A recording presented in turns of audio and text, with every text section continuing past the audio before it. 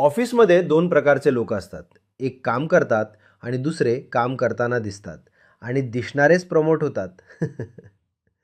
आमच्या ऑफिसचा golden rule, काम करा किंवा नका करू, पण लॅपटॉप समोर सफरिंग दिसली पाहिजे. एकदा मी खरंच काम करत होतो. मॅनेजर, तू सिरियस दिसत नाहीयेस.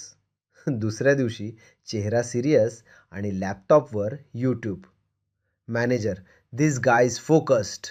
मी, हो सर, करिअर बफरिंगमध्ये आहे. आणि मीटिंग्स प्रॉब्लेम सॉल्व करायला नसतात, पुढच्या मीटिंगसाठी असतात.